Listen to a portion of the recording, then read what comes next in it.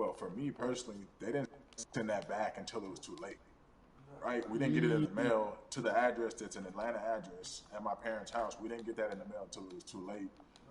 And then from other friends and family that are still in Georgia right now, I just hear about them being held in lines too long and trying to get off work. And we know how it is for any family, but let alone a black family in the city or in the suburbs trying to take care of their family and trying to provide for them.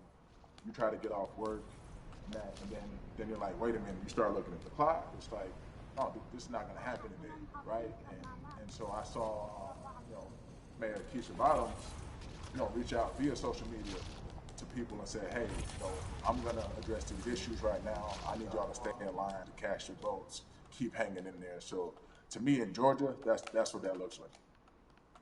Well, it's interesting that you even bring that up because there have been all these images specifically from Georgia, because that's such a battleground, where you see people, especially when it came to the primaries, doing whatever it takes.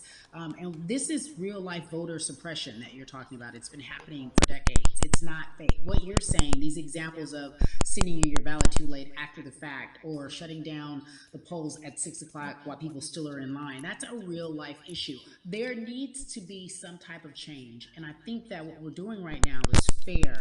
But the idea of voter suppression, do you think that that is well known, especially with folks, within the generation, your generation? I think it's known in our communities, right? I don't. أنا دخلت مو زي ما كنت سماعة التليفون. اسمع بسرعة ليك من مات شات وفوت معاي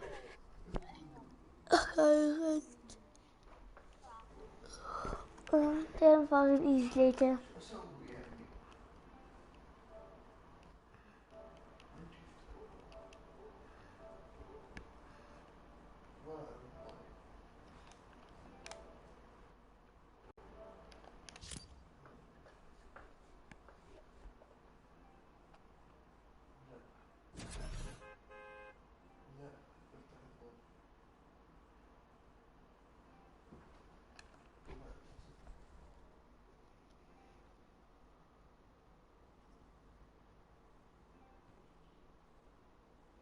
يتفتش اللي أنا فاتح لايف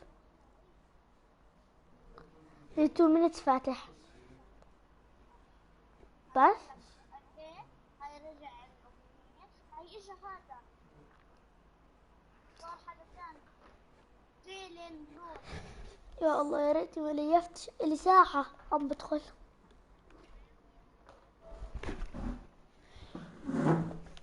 جيزلز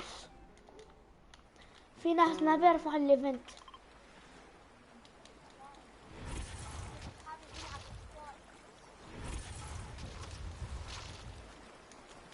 احمد وينك؟ انا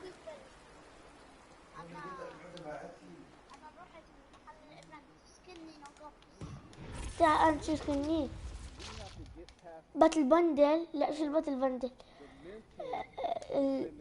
بتعرف هذيك الستور اللي بتيجي في المحل اللي تمشوب كيف سكين الموز الستور صح؟ أنا تبع زي السيزن So usually when we looked up at all of those races and people that were running, not only did they not look like us, we didn't believe they were there to represent our best interests. So therefore, as a collective, we didn't mobilize until Barack Obama, and we felt a sense of hope that finally our country is going to do something that we felt would never happen in our lifetime. And I remember being at the inauguration in 2008. I made sure I was there. And we voted in 2016. We didn't vote, Carrie. We didn't vote. And so many people try to make this political. This is not political. Me telling somebody to vote is like telling somebody to pay taxes. So that's one, getting over the stigma of nobody is going to represent our best interest. And then number two, the reality is that the person that gets the most votes doesn't necessarily win the presidency. That's uncomfortable right there, because that's actually what took place in 20. شو نحط؟ حط سكين تبع باتل باس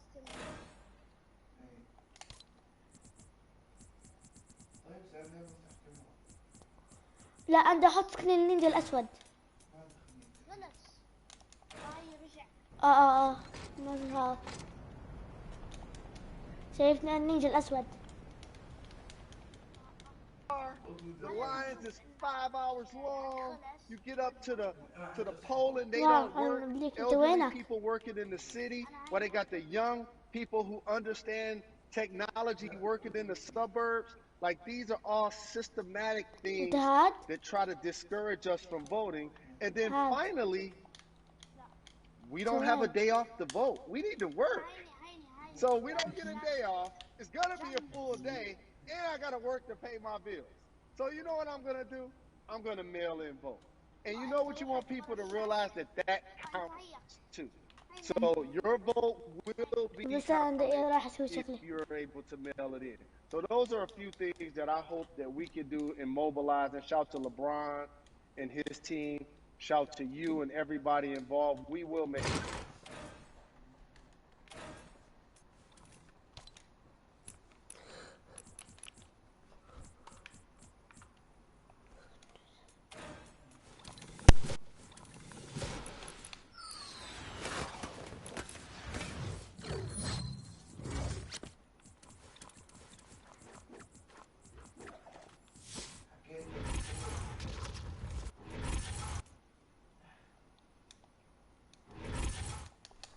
هي جيت.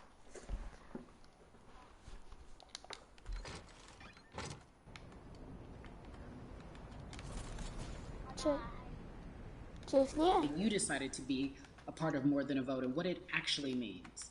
Well, it means a lot to be involved with such an impressive collective as you mentioned.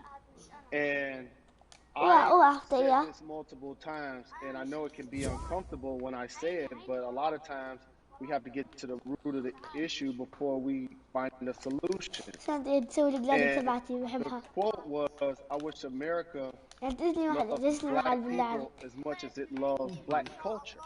And this collective, by the way, represents in a lot of ways what's encouraging, but also sometimes disappointing about our role as black people in America. Because we were brought here as labor and to entertain. And we use those vehicles to get paid and move to the suburbs and be the idols of white kids. And so now that we have this collective, I would say sports and entertainment represent the most powerful group of black men in the United States. I'm talking about money, power, celebrity, the ability to mobilize, community involvement, their leadership, their intellect. And so to have all of us pull it in the same direction at the same time for anything that we're passionate about is going to be a difference maker, but it's definitely going to be a difference maker in the 2020 vote.